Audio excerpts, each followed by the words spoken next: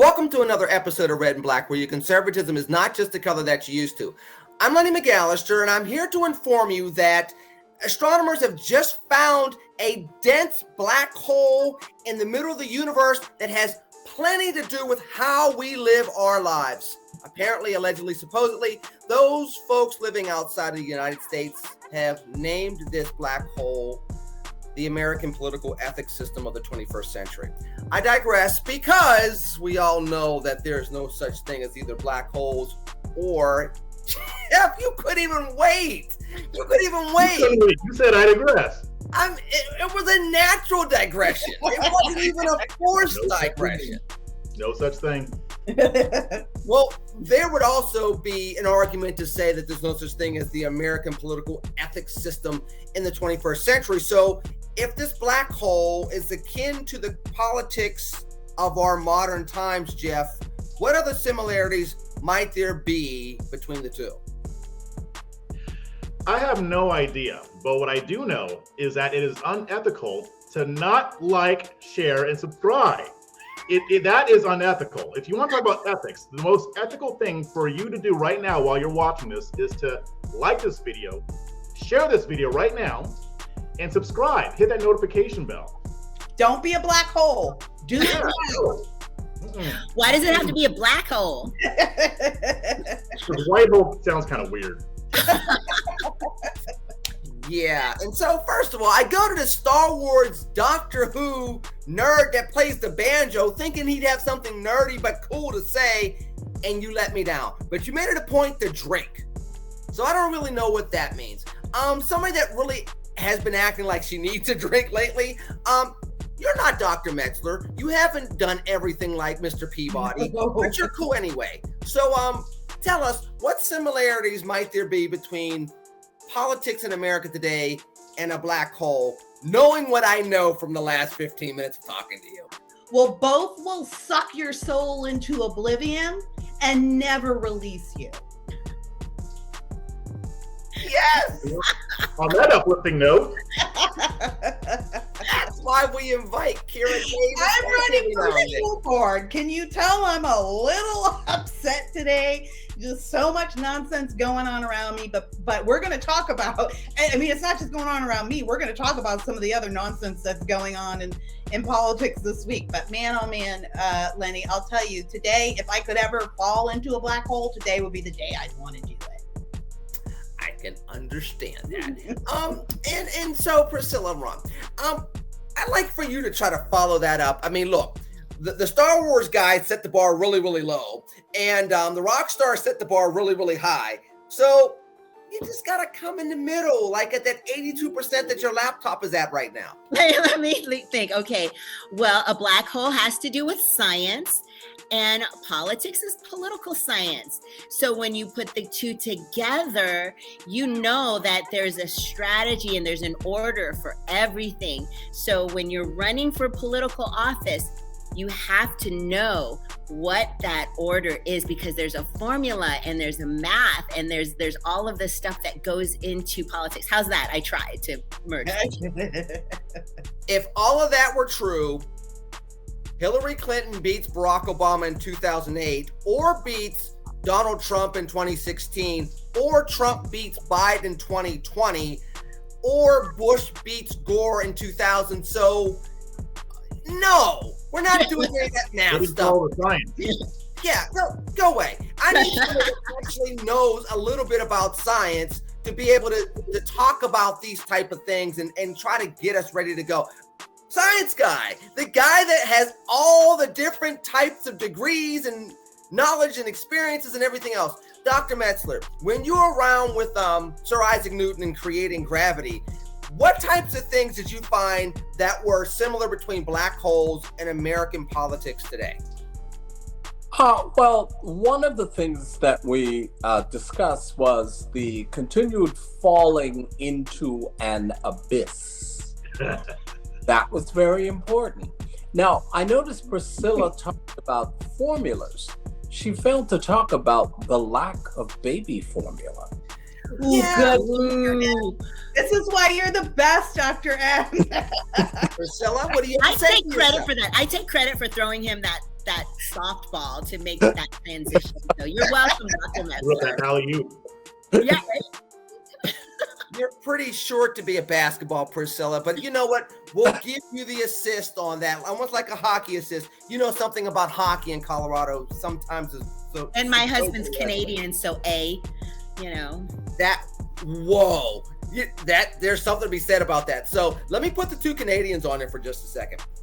Not that Kira needs any more controversy about where the heck she's from, because Lord knows if I continue to say she's Canadian now, between her and Kathy Barnette, the world will explode with Black conservative women and people wanting to know who the heck they are and where they're from.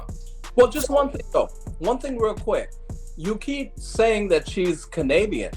Now, if she is Canadian, is she eligible to run for the school board? Yes, I am eligible to run for the school board. And when I win the position on the school board, I actually intend to change the Constitution so that I will be eligible to run for president. I don't know if that's within the school board purview, but I'll see when I get there. Now, look, the bottom line is Kira wants to make sure she gets on the school board so that she can ensure that all the kids in her community are fluent in both English and Canadian when they speak, so that they can cross the border. I want every California kid to wear a toque. What? You don't know what a toque is? Oh my God. I know that's a character from Lord of the Rings. It's a winter hat, toque. Okay, nerd. It's a winter hat. There's the nerd I was looking for. You know, it took him about 3 minutes to get all nerdy and science fiction-y on us, but he finally did it. Thank you, Jeff. But now I do want to go to the Black women conservatives because, I don't know, they're nicer, they're prettier, they're smarter. So let me go to you two first to talk about Kathy Barnette, because lately another conservative woman, somebody who I'm friends with, and I have known for quite some time, a woman by the name of Salita Zito, who is based in Pittsburgh, used to write for the Pittsburgh Tribune Review and eventually went on to CNN and XM Radio and everything else, wrote an article in the Washington Examiner basically asking, who is Kathy Barnette? And makes the claim that there were certain questions that she asked at the campaign that she can't get answered. And it's now causing a lot of consternation within the Republican Party in the primary coming up on the Pennsylvania U.S. Senate race just on Tuesday, because they're saying 2 out of the 3 candidates have been vetted pretty hard and they're found wanting. And now we have this candidate that may be found wanting, but we're not vetting as hard. But there's all these different things coming into it as well, between her being MAGA, being Black, being conservative, being transient, and everything in between. I want to go to you two first, because as Black women, some of this might be legitimate, but some of this may have the same legacy that people have gone through that have been Black women throughout the history of America. Kira, you first. I have to admit, I've been a little bit confused by the Kathy Barnette controversy. And in fact, I was just having a discussion with my editors over at RedState. I'm like, somebody enlighten me as to exactly what's going on. When the questions arose, the first thing I always do, is I go straight to the source, right? I went straight to her website. I looked at the videos that were posted of her. I saw what she had to say about the issues. I looked at past information about her. I read her bio, and I didn't see anything that seemed alarming. There was like a picture of her with Anthony Scaramucci, who is the worst person on earth. So, you know, maybe that seemed weird, but the mooch, Anthony Scaramucci.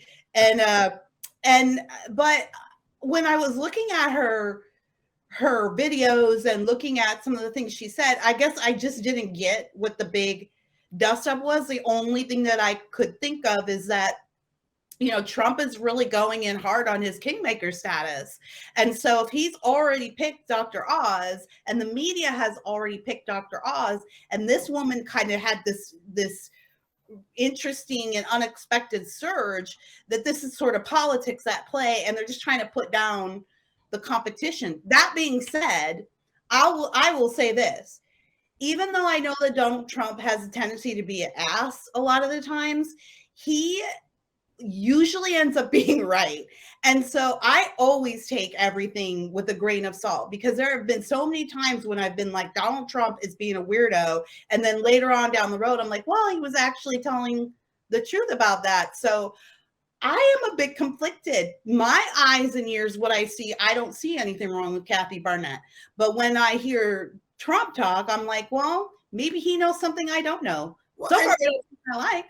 And Priscilla, let's go into that a little bit, because there's a couple of things there. Number one, you know, when you have 20/20 vision, doing hindsight, you can always find that, yeah, you were right there, even though you were wrong some other places. So Trump gets that benefit of the doubt from time to time after the fact. But the other part of this too is, Priscilla, it goes to, you know, what's right, what's wrong. The definition of what's okay in a candidate versus what's not okay in a candidate. Look, we went through this with Christine O'Donnell in Delaware in 2010, but that's 12 years ago. And the expectations of what people want in politics has changed radically. With all the baggage that Trump came into office with in 2017, he should have never gotten through the primary in 2016. We have seen the Tea Party movement elect people that should not have been elected in 2010, 2012, 2014 as well. So what do people really want? And then maybe that defines what Kathy Barnette is or isn't, what she is hiding or what she's not hiding. Yeah, I think what Republicans want has evolved over the past couple of years. I've watched Kathy Barnette evolve. I met her through Facebook, actually, when she was running for the House. And that was actually the same way I met Dr. Metlzer. I created a private Facebook page for Black conservative candidates because I felt like that we were starting to really see an increase in the number of Black Republicans running for public office. And so I've been able to watch her journey as a candidate for House and now as a candidate for Senate, and having gone through a presidential election, and to see how she has picked her narrative around what it means to be a Republican. Now the term is like, not ultra, is it ultra MAGA? Ultra MAGA. I put a question on my Twitter. It's like, what's more, ultra, super, mega, ultra? I'm still waiting to see like what people pick is like what's going to be the next, like the COVID number, but it's like the MAGA number. But I agree with Kira on this. Like, President Trump is 55-0 in his endorsements. He is about. That's not true. Whoa. Yes, with his, pardon? 54. 54-0, and his primary endorsements may be soon to be 55-0. He picks. That's not true. That's not true. He just lost with Herbster in Nebraska. What I mean is his primary. His, like, if you're in a primary and he's endorsed you, his primary, he's not undefeated. He is not undefeated. So Lenny is saying 53-1. I'm saying that I'm just trying to make sure we're careful, because one of the things that happens in the era of Trump is it's very easy to put a platitude out there that is very easy to knock down, like I did. So I just kind of want to caution us. Thank you. I didn't mean to cut you off, but go right ahead. Thank you for correcting me if my data is incorrect. And but what I will say, I didn't correct you. I corrected everybody on here because Kira jumped in and Dr. Metzger was sharpening his knives for me too. Let her finish, because I cannot roll my eyes any harder. I'm going to lose them in my head. Hey, look, at the end of the day, he has a very, very strong track record. He has a lot of power. The Trump endorsement means a whole lot to the base, and it's going to make an impact. And I think the only way that any candidate, including Kathy, can overcome a Trump endorsement is to be the one that's on the ground mostly and shaking hands and talking to the voters. Because with a Trump endorsement, it's so widespread and there's so much loyalty and power behind a Trump endorsement that if Kathy's going to cut through that in a three-way race, she's going to have to be that super, super strong grassroots candidate that talks directly to the voters, because without the same amount of money, it doesn't matter if she's attached to the governor and lieutenant governor candidates who are popular. It's going to be really challenging for her as a candidate to cut through a Donald Trump endorsement. Jeff, but it can be done though. And I mean, she went from nowhere fast to a dead heat in a relatively short period of time. And now the mud is being slung. But there's one thing about throwing mud late.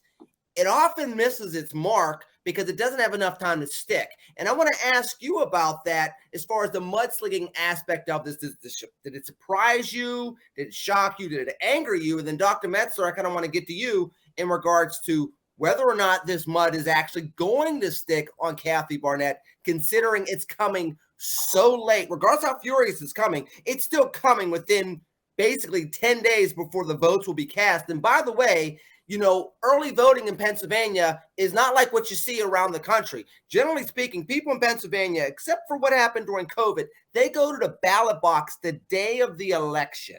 Jeff, you first. Yeah, I'm going to try my best not to filibuster because I've been following this from when the mudslinging started, and it is absolutely ridiculous. As far as who Trump picks, I don't care what his record is. We all know that he has influence in the party. It's not whether he has influence, it's does he pick the right people? Now, we know that one of Trump's biggest weaknesses is that he doesn't always pick the right people to have around him. We saw it in the White House. There was a revolving door of people leaving, coming, going, whatever, because he didn't always pick the right people. He always had the right ideas. He always had the right intentions, well, usually, but he didn't always have the right people. And I don't always trust him when it comes to picking the right people for office. Just because his endorsement carries weight doesn't mean that everybody he picks is a good idea to send to Washington. Scaramucci was just mentioned on here as an example. Exactly. And I actually like the move, but whatever. I mean, the guy. No, you're the worst, Jeff. You suck. He's hilarious. He's horrible. Okay, but you guys, but listen, when you say he's picking the wrong candidate, okay, we're playing. He's playing chess, right? Oh no! Okay, no, I gotta go. No. So listen. Let Jeff continue. Then you, Priscilla. Okay. Go ahead, brother. Go ahead, my Nubian brother. Sometimes Trump just messes up. He's messed up a lot. I mean, he's done most things right, but he still makes mistakes. Not everything is 3D chess.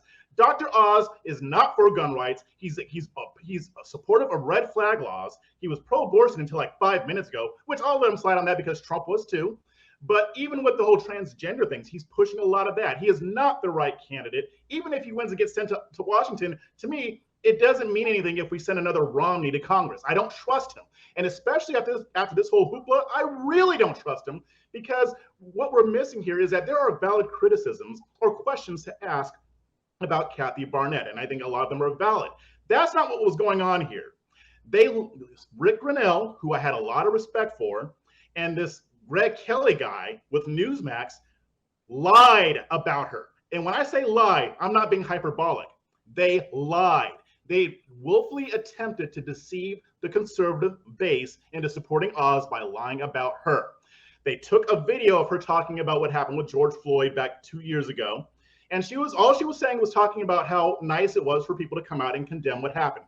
She didn't say that she liked Black Lives Matter. She didn't agree with the riots, but this Greg Kelly guy posted that video and what she's talking about how a lot of Black people feel like cops are all out to get us on every street corner, and then he cut it off. Now, I had to go back into the original video and get the full thing in context because right after she talks about how a lot of Black people feel like cops are hunting us down, she said, I don't agree with that. Now, does that sound familiar? Yes, it does. It's the exact same thing that CNN did when they concocted the Fine People hoax against Donald J. Trump, who said that there are fine people on both sides and explicitly said, I'm not talking about the neo-Nazis or the white supremacists because they should be totally condemned. You have people on the right acting like CNN against Kathy Barnette. And yes, Rick Grinnell got in on it too. He also posted another deceptive tweet about her where she used a hashtag BLM, hashtag defund the police, acting like she supports that. No, she put those hashtags. Anybody who uses social media knows why she did it. You put the hashtags so that people who are looking at those hashtags see what you have to say. The video in that tweet, she was condemning Black Lives Matter. So no, I don't trust any of these people anymore. Like they lost any chance to convince me. And it may not even be Dr. Oz's fault, but they never walked it back. They let it stand. So to me, if they're lying about it, there's something going on here, guys. And I don't know what it is. I don't know if they think that if Dr. Oz doesn't win the nomination, it'll somehow make Trump look bad. He can take the hit. He'll be fine. You just listen off his record. He had one person who didn't win. He can take two. This is ridiculous. We actually have somebody who is America first, MAGA for the people who love MAGA, and they want ultra MAGA, and they want to bypass that because they want Trump to look good. So you've got the media, the conservative media. You've got Rick Grenell basically trying to deceive conservatives into voting the way they want instead of just letting the base decide. Like, this is not okay. This is the same stuff that we criticize the left for. And yes, there are some things that are worthy of criticism, and I'm sure we'll address that in a second, but this is not on the up and up. There's something wrong here. No, I agree. And someone who lies to us does not deserve our support and trust. I agree with that. But I mean, if we're talking about strategy and a plan and a why behind, because I was thinking about that, like, what is the method that Donald Trump uses in order to choose who he endorses? That's been my question. And that's my question to all of us, because if you do look on paper, the question is, why didn't he endorse a Kathy Barnette? Why did he endorse an Oz? Especially when there are a lot of things in his history that we could question as Republican voters. And so I just keep coming back to, he has a strategy and a plan. You look at the common thread between all of the people he's endorsed and why they won, and it may not align with what we think would be the quote unquote right choice or the conservative choice or the Republican choice. He's picking his candidates because of how he views them and what they're contributing. I will say this, what I've seen is he likes candidates who give out a check versus receive a check. When these people are hiring people and giving back and are building businesses and are reflective of the American dream, he likes those kinds of people. He likes to pick winners. In this race, Priscilla, and I'm going to go to you to Dr. Metlzer on this. In this race, that's Dave McCormick. That's the dude that built all this wealth. Donald Trump likes celebrity. And there are things that he gravitates to as a New Yorker. We continuously forget that he's a New York person that grew up in the New York media, and he understands the value of celebrity. And so there are instances like the Dr. Oz endorsement where celebrity has an overarching weight in the decision making, that if you look at who will be more inclined to win, Dr. Oz versus John Fetterman, who is a far left lieutenant governor that put the LGBTQ and marijuana flags out at the state capitol. Dr. Oz versus that guy, Fetterman wins with more money. McCormick, who is a guy that did hire a lot of people and did make a lot of money and did grow up in Pennsylvania, doing Second Amendment type of things, hunting and fishing and everything else, he probably wins a close race against Fetterman. So some of those calculuses don't seem to come into play, Dr. Metlzer. But number one, I could be wrong. Would love to hear your opinion on that, because I'm sure you want to tell me I'm wrong. And the other four waiting for that, including the people in the chat room. And number two, back to the question of the mud that's being slung on Kathy Barnette so late in the game. Sometimes you do stuff in the fourth quarter and that strategy just doesn't work. Yeah, so a couple of things. I mean, frankly, I don't think it matters who he endorses in Pennsylvania. Pennsylvania is the biggest opportunity for Democrats to pick up the Senate and the governorship. That's the reality of Pennsylvania. That's number one. Number two, as it relates to Kathy, here's the thing. Republicans are continuously talking about who's gaslighting, who's trying to cancel, and what the hell are you doing in this case? That is exactly what you're doing to Kathy, which then says to me, if she is so insignificant, if she's not a threat to Dr. Oz, what do you care? Why is this group of folks spending so much time lying just bold-faced tell it's unbelievable. Tell the truth. Shame the devil here, because all of y'all are lying on her. I agree with what Jeff said earlier. There are questions that need to be answered, but not in this way. Is this how we treat a fellow conservative, a fellow Republican? If she doesn't matter, why are you trying to spend so much time to dismantle her? And I don't care what anybody says. Dr. Oz is not a Republican. He is not a conservative. He is an opportunist. He is the worst possible choice that can be done. But much like all of those folks who are lying on Kathy decry the establishment, they are the establishment in this particular case. And it's shameful. I think, Kathy is going to do well. It is going to be a fight between she and Dr. Oz. But at the end of the day, I don't believe that Republicans are going to win Pennsylvania this time around.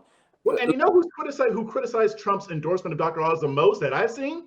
Yeah, it was MAGA. It was MAGA people. Exactly. I can't tell you how many times I heard people say, "I love Trump, but this ain't it, Chief. He got it wrong on this one." So I don't think he's in line with the base on this, whether Oz wins or not. He was not in line with his base. And to me, the reason they're so afraid is because she's only 1 percentage point behind him, having raised a very little money. But I think there's a reason why, because they know that Kathy Barnette represents the America First agenda way better than Dr. Oz does. I mean, there's no contention. There's no contest. And people, and Karen, I'm going to bring you back in on this. People forget that they just had a rally here. It wasn't very well attended that Trump did for Dr. Oz. And Dr. Oz got some boo birds at his own rally with the former president endorsing him. With President Trump right there. And it was nothing. Look, it was everything. And look, Kara, you've done film before. Priscilla, you're married to a rock star. Like Kira's the rock star. You're married to like a quasi rock star, except he does jazz. So you both will get the theme. I mean, literally, it was cinematic. It was raining. It was cold. It was dark. They were booing. It was literally like the second act of a 3-act movie where the candidate loses at the end. Mm-hmm. And so it was everything you don't want it to be. Kira, the train might be coming off the tracks because this seems to be, to Dr. Metzler's point, one of those opportunistic type of candidacies. But I throw the caveat out there. Isn't that what people said about Trump in 2016? And precisely. This is what I can't figure out, right? This is why I am genuinely like soaking in all of these opinions, because I have been watching this unfold for the last couple of days, especially like I'm with Jeff. Like I'm watching Rick Grinnell, who I really love, and I really enjoy seeing him on the politics scene, and I hope he does more here in California. He has the Save California Foundation, which is doing a lot of great work to help reverse policy. So I love Rick Grinnell, and I still do, because I understand politics. But I'm with Jeff. Like, I'm like, they're going so hard on her. Like, and she's a conservative. Like, they must be really scared. And yeah, absolutely, it's going to be a hit on Trump's reputation if Oz doesn't win, because he's endorsed him. But also, like Jeff said, he can probably take one and he'll be okay. That being said, I think this whole thing does perplex me. Like, I don't look at Dr. Oz and see an inspiring conservative candidate. But when I went to Kathy Barnett's site, and I can only judge things on my own eyes and my own intuition. And when I went to her site, she was saying all of the things that I like to hear as a voter, that I want to hear as a voter. And so I get that they're trying to win a race. I get that. But do they have to destroy a conservative in the process? Someone who might have a future if she doesn't win anything here, and she probably won't. She's probably not going all the way. Someone who might actually have a future. Not only that, but someone whose voice is going to be very important to the Republican Party moving forward as we expand the tent and as we expand the notion of what it means to welcome minorities into the party. I mean, that's what we do here on this show every week, right? Like we show people that there is so much nuance to our conservative values and our conservative faces. So I'm just perplexed by it. But here's the other thing. I'll end with this. I always believe, still believe, even after the debacle of 2020, I still believe that at the end of the day, Americans will always have their way and have their say. And even when things get messed up, they don't go right, maybe there's some cheating, even still, I do believe that when everything shakes out, the American voice will be heard. So guess what? Americans are going to speak in that election, and they're going to let us know who they believe. I can't vote in Pennsylvania. That'll be there. And then we'll get to see who comes out on top, and it'll be their choice, and we'll respect it. First of all, there are some people that would say that Kathy Barnette cannot vote in Pennsylvania, but I digress. Why can't all of us vote in Pennsylvania? Well, you could, but 4 of y'all would be going to jail if you did. Well, so there's that. But you all can vote here in California. Vote often, vote early. You like to say that. And you say that as somebody that's representing Chicago, where that was made notorious. Good job, Kira. I like that. If you're Mark Meadows, you can, though. Wow. Jeff, let me ask you a question. Speaking of the celebrity track, and Dr. Metlzer and Priscilla, I'll bring you in on this as well. And we're going to stay with Kathy Barnette a little bit more because it's got to gin some people up in the chat room and us here as well. Speaking of the celebrity endorsement, if it doesn't work out for Dr. Oz, if you're Herschel Walker in Georgia in another purplish type of state, are you sitting there going, oh, damn, don't look down this way? Because now it shows that the Trump endorsement and the Trump brand is not enough to overcome some serious flaws, warts, gaps in a candidacy for such a high-ranking position such as the U.S. Senate? I don't think so. I think Dr. Oz is his own animal. I think when Trump endorsed Herschel Walker, there were some people grumbling about it, but for the most part, people were like, okay, whatever. I don't think he's I think Trump could have chosen a better candidate, but I do think that Herschel Walker does have a decent chance of winning. With him, it's not, nobody thinks that he's like a fake conservative or that he's not a conservative. The main issue with him is that he doesn't seem to know his stuff. But other than that, he has very great recognition. Wait a minute. Hold on. Before you keep going, you said he doesn't seem to know his stuff. He's running for U.S. Senate. Other than that, he's fine. Honestly, as weird as that sounds, here's my thing. As long as he doesn't have Trump's weakness and he has the right people around him who can advise him. Say what? So you can learn.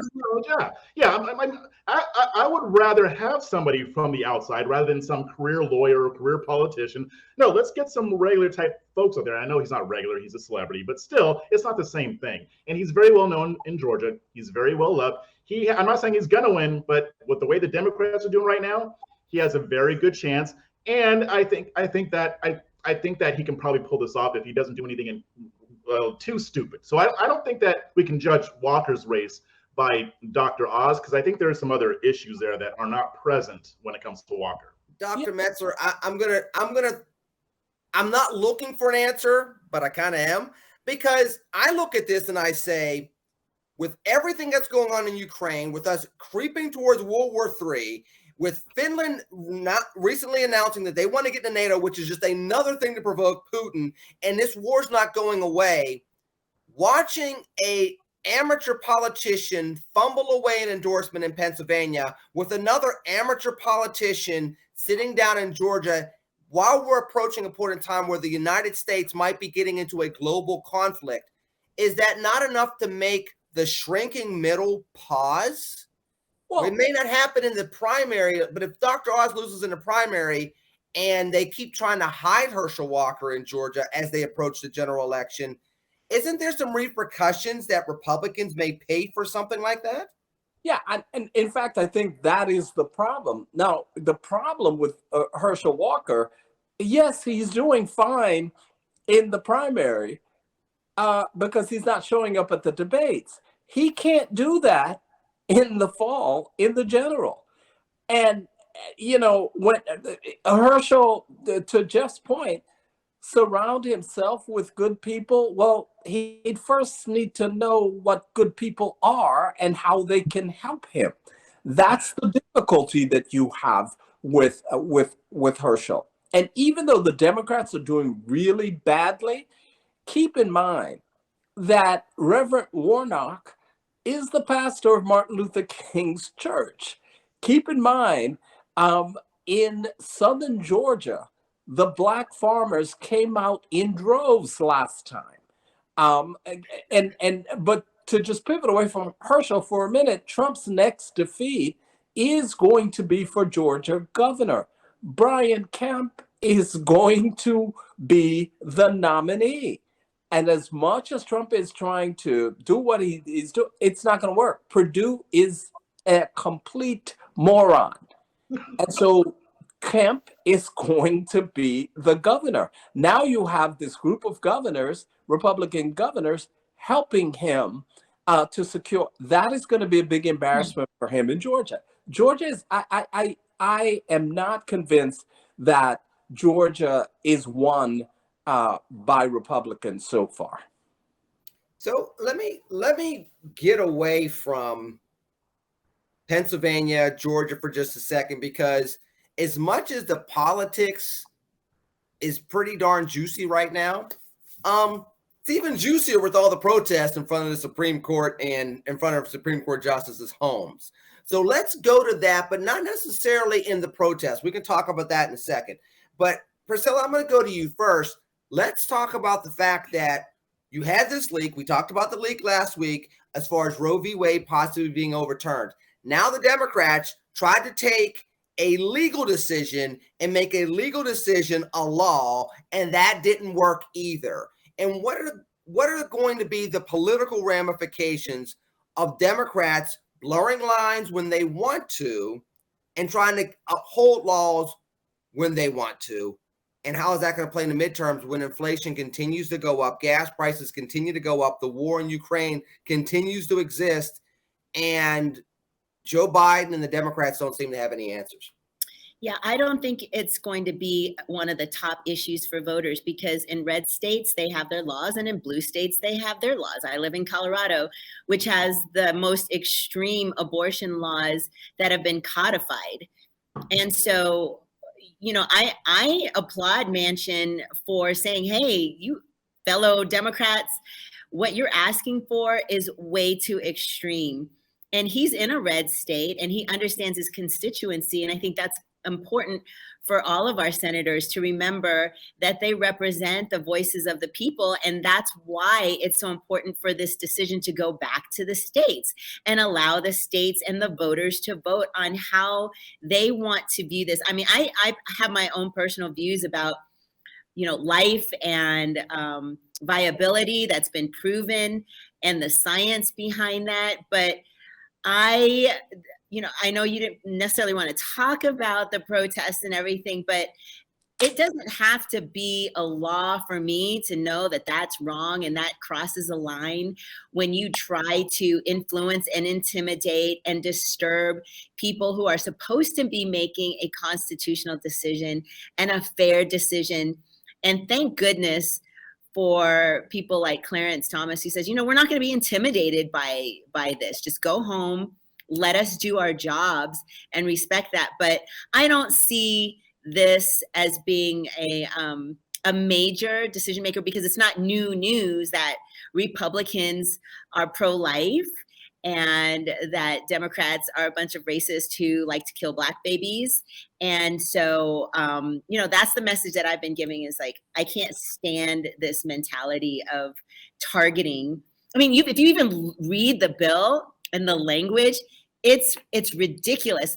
Both the law in Colorado and the bill that got struck down, and how they just take away rights of the unborn, and how they think this is equity, that they're trying to help the Black community and poor communities by killing our babies, and they're ignoring the data. This is about a human. This is about human beings. This is not healthcare. That's the lie that they keep saying to Black women and Black families, that this is about healthcare. And I'm sick and tired of them doing this to our people, because you look at our population, it hasn't changed since, I mean, for decades and decades and decades, our population has hovered around 12 or 13% in the United States. That's because we have been sold this lie from the Democrats that this is good for us and it's going to help us, rather than addressing the healthcare disparities, the true healthcare disparities of Black women when giving childbirth and helping them. So I actually, you know what, I'm going to take back my original comment. It's going to help us in the Black community because I think more Black people are going to vote for Republican candidates because they're seeing through all this nonsense. Kira Davis, I'm not going to let you follow up on that. I'll let you do it second. Jeff Charles, your perspective on this from a political perspective. You know, have the Democrats overplayed their hand by trying to codify Roe v. Wade? And again, not their base. Everybody wants to play to their base, and I know there's value to it. But the middle that's paying attention, the purple states that are in play, the Pennsylvanias, the Georgias, as aforementioned. The problem is that according to polling, I think it's about 70% of Americans are okay with abortion, but with some serious restrictions, like nothing past 15 days, things like that. This bill, the Democrats went way ahead of their skis. I don't know what they were thinking. It's like, you know, it's like they used to say safe, legal, and rare. Democrats used to be pro-choice. This is no longer a pro-choice party. It stopped being a pro-choice party a long time ago. It's now a pro-abortion party, like as in they want as many abortions as they can make happen. And this bill proves it. It allows abortions up until birth. It would outlaw states from being able to give the mother education on what's growing inside of her, sonograms, things like that. It would outlaw all of that. And there's a lot of other problematic elements as well. It is extreme. It's radical. And if they knew that they weren't going to be able to get it through, the smart move would have been to try to codify it, but codify it in a way that lines up with the polling. Instead, they went way beyond that. And now it's going to be harder for them to use this as an issue. I understand why they jumped on it because they have nothing to run on. But this would have given them at least something. I don't think it would have really changed the outcome of the upcoming elections, but they could have maybe leveraged that in a way. But now they blew all that. So I don't know what to tell them. Kira Davis, what say you, ma'am? It feels like a ridiculous Hail Mary. And if you read that bill, it's chilling. And I think one of the most pathetic things about it, well, not the most, but the most pathetic thing about it is the whole killing babies thing. That's pretty pathetic. But also pathetic is that they left the title as, you know, the Women's Health Act, but took out any reference to women within the bill. This is a radical bill. It actually erases womanhood, which I don't know any Black woman who's in favor of that. You know, I know plenty of liberal Black women. I know plenty of conservative Black women. None of us want to be considered anything other than women when it comes to our gender. But also, I find the whole thing despicable and disgusting, and it needs to be called out for what it is. It's despicable, disgusting. I do think it is going to backfire on them because it would be one thing if we were talking about the abortion argument of old, right? When I first became aware of politics as a young adult, our questions were more like, hey, does life start in first trimester? Does it start in second trimester?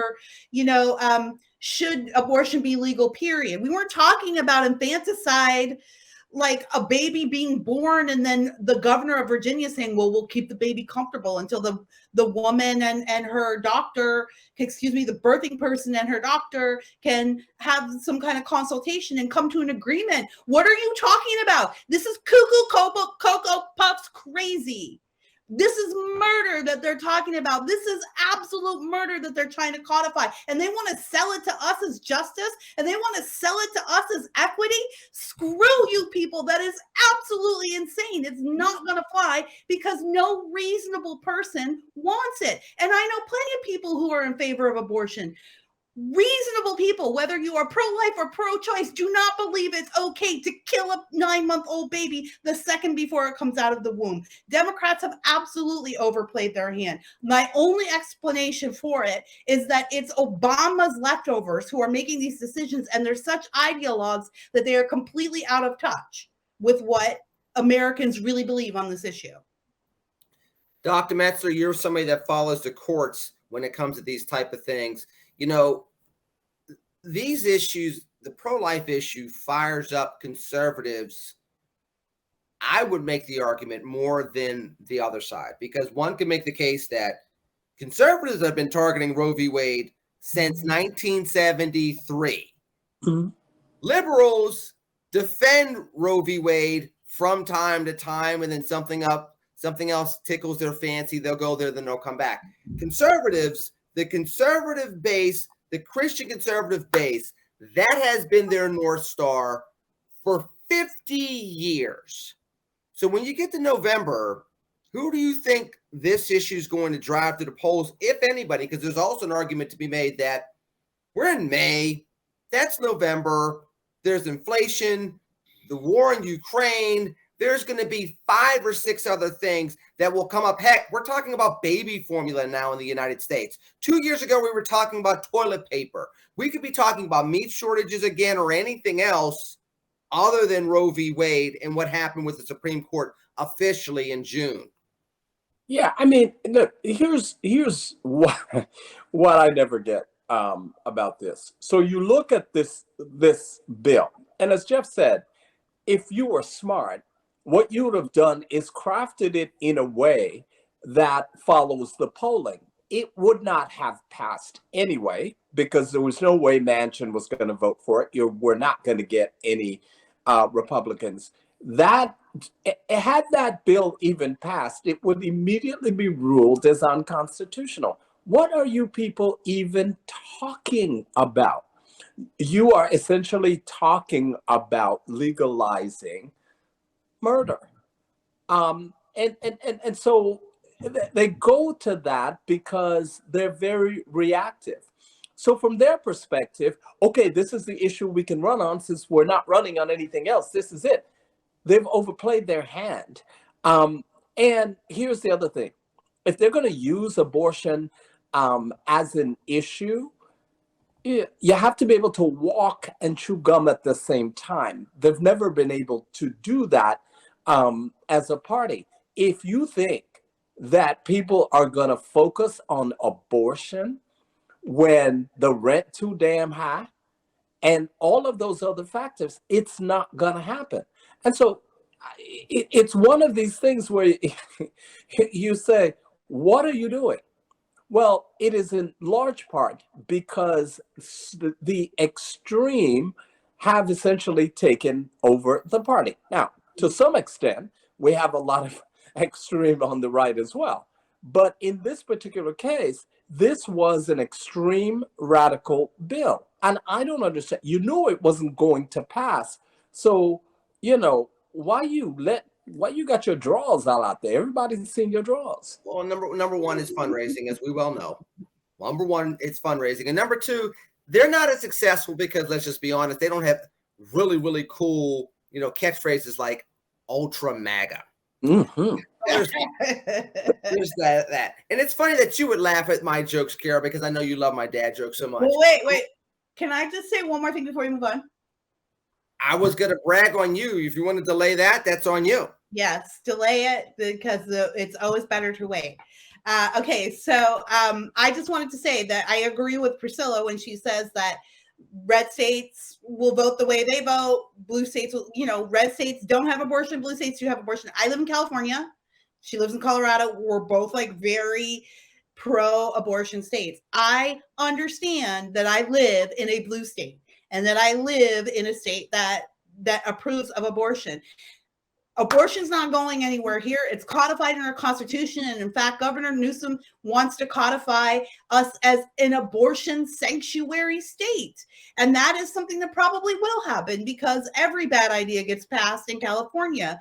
But so here's what's going to happen, though, in July, Lenny. On July 1st, we have the highest gas prices in the nation. And July 1st, we get another 50-cent tax that comes into play on July 1st. So our gas is going up. We have the ports here. They're still backed up. We're experiencing formula meat shortages. We're still in a quote state of emergency. Some of the parents aren't even sure if our kids are going to be back in school next year because of what the governor and our local school boards are planning to do. Today our Senate passed a bill, Senate Bill 866, that allows 12-year-olds and up to consent in secret without their parents' knowledge to a COVID vaccine at school in secrecy. That bill passed out of the. Where did Kira go? Uh-oh. Did she get Kira was fired up. So well, let me pick up to where she was. Like, Well, hold on. We'll get her back, because one of the things I wanted to talk about before we got out of here was she won an award for one of her podcasts on Just Listen to Yourself with Kira Davis, talking about reparations. Now, you talk about an issue that had been in the forefront and then went away all of a sudden. That is something that was there in regards to reparations. Now, Kira, I'm bringing you back because, you know, we love you. You were fired up, and, you know, it's funny because all the losing of juice and power from Priscilla's laptop transferred over to your connection, and away you went. But before we go, we have a couple of minutes left. I want you to talk a little bit about your podcast, talking about reparations, which won an award, a communicators award. And I want to start diving into that, because that's something that, again, was really trendy not that long ago, and nobody talks about on the left, because now we're going to talk about Roe v. Wade. That may come back, and just talk about that for a second. I want to dive into it before we get out of here. Thank you. Thank you, Priscilla, for being willing to pick up that baton that I dropped. Don't give her any credit. Thank you, Priscilla. You got me. You got girl power. Thank you. But so I won for my podcast, Just Listen to Yourself with Kira Davis, and my podcast network. We won an award, the Communicators Award, for Best Individual Episode in the category of, are you ready for it? Diversity, equity, and inclusion. I feel so tolerant. Hey, I'm thinking about going out and getting one of those "hate has no home here" signs. I'm gonna put that in my front yard. I mean, those are the only type of person that can win an award like that is somebody that is Black, Canadian, and married to a Jackson from Gary, Indiana. So I am not married to a Jackson from Gary. I'm married to a man from Gary, Indiana. He is not a Jackson. But I'm very privileged. I won that episode. It was an interview with Dr. Rachel Ferguson, who is from St. Louis, and she had some interesting proposals about reparations. And this is something that it's a conversation that's been coming up. Here in California, we've actually had a commission for the last few years trying to figure out if reparations can work in the state of California. As you might imagine, it's gone nowhere and done nothing. It's just a bunch of meetings, but it's been interesting to watch. And I'm not a person who's in favor of reparations, but I am in favor of the discussion, and my mind is open on it. So I was really pleased to just get some info and some input on the matter from somebody who's curious. And I think that's what we're all missing these days. Even when we have these discussions on the show, just curiosity is dead. I blame the media for that. You know, I definitely blame the media for that, but that's why I do my show. And that's why I love Red and Black. Like, I love people who are curious. And I always tell my kids, like, I know that when you grow up, your views might not be my views. Right. And I want them to be my views because I think my views are right. But is that when you cut them off financially? We'll talk about that later. They may already be cut off financially because we're not like at ATM around the Davis house. You know what I'm saying? But that Jackson money doesn't go as far as it used to. No, sir. But I always tell them, look, it doesn't matter. I just want you to be curious. As long as you stay curious, then I'll always respect, where you stand. But just know what you believe. And that's what we try to drill down on every week on JLTY. And when it comes to reparations or Black Lives Matter or anything, always I want to be curious enough to hear different points of views and to learn. I'm a lifelong learner, and I learn on that show every week, and I love it. So I'm very privileged to receive that award. And, I'm sure they don't know I'm a conservative podcaster, but that just makes it all the more delicious. There's one special person that doesn't know that you're a conservative podcaster, but we digress. We won't get into that. I got her back. I'm just letting you know. And I've been in the Republican Party a lot longer than others. With that said, we're going to get out of here. I'm going to save a little bit of time for a little extra conversation, but we're going to get out of here early. Jeff Charles, what do you got going on this week with your fresh perspective thingy, bitchingy, hoi polloi type of thing? I've got more interviews coming up twice a week. I drop them on Wednesday and Friday evenings at 7 o'clock Eastern. So check them out. I've got some more coming up. And go ahead to go to my YouTube channel anyway and check out all the ones that I've already done. I've got some great stuff on there, and I'll be recording my audio podcast again this weekend. So I got a lot coming up for you guys. When you drop them, when do you pick them back up, and are they broken when you pick them up? I never pick them up, and they never break. They're indestructible. Oh, Where wow. am I in the queue? Where are you in the queue? You're already up. I'm coming up. I'm in his queue. I just didn't know when I No, was. it's already up. I already uploaded it like last week. Yeah, Oh, yay! he'll have his booker call you. Yeah. Exactly. I don't know. Priscilla, what you got going on this week? Let's see. Tonight I am speaking at a fundraiser for a school in Africa. So we're going to have a ballroom full of Africans, and I'm going to be talking about women in leadership and why education is important for young ladies. And then I have some school awards events on Sunday. So yeah, just doing a lot of community work this weekend. Madam Rockstar candidate Canadian, what do you got going on this week? I am continuing my campaign for school board. I won't publicize that on our show, but you can follow me on Twitter at Real Kira Davis for more information. I just like trying to keep stuff on the up and Wait a minute. You said you're not going to publicize stuff for your campaign. Why are you saying it on the, I'm not going to say it on the show. I'm not fundraising. Yes, I'm just She because just said there's a follow lot her. of stuff I still have to go through about where my parameters are here because I'm in media and I'm running. So I'm Can just- I tell people to donate to you? I can say that. I think people need to donate to Kira. I donated to her. Me too. Thank you. I believe in you. Well, so this weekend I'll be out walking for some great conservative candidates here in Orange County, and people who are running for our county school board, our county board of education. We have so much bureaucracy here. Wait. You're campaigning for conservatives? You're conservative? Yeah. I don't know if you could tell by my rant on abortion, which I nearly broke the screen screaming at it. But yes, I am solidly conservative. So I'm happy to do that. I'm excited to do that. I've actually never seen my community so excited for elections. People are ready to be heard. And then I'll be spending, I guess, a little time with my family. Kira is seriously conservative. Her and Mitt Romney are like this. You know what, Lenny? You need to stop. Dr. Metlzer, real quick, what do you got going on this weekend? Well, as we know, World Cup is coming up, and as the human rights advisor for the World Cup, we've got some FIFA issues we're dealing with this week. Your life is so interesting. I have nothing. It's the most random thing. Like I know. I wish Lenny wouldn't ask Dr. M about anything because he makes the rest of us look so lame and lazy. Yeah. Stop asking him. I just want to know when he's going to invite us. That's I want to know if he's going to send the plane around to pick us up to come to some of these parties. He's meeting all these celebrities and stuff. And Yeah, he's I so know. nice. Hey, I gotta ask him. It's in the teleprompter. See? there are going to be some nice parties in Miami in the fall.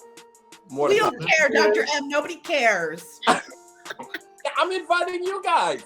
Oh, okay, great. I can't wait. I can't wait to go. Listen, you all need to like, share, subscribe.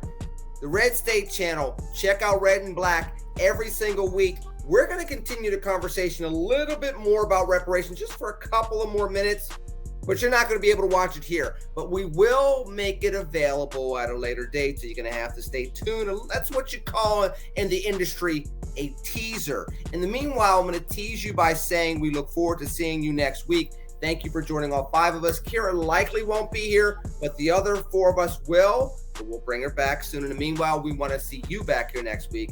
Have a wonderful, wonderful weekend. TCNGB. Take care and God bless. Peace.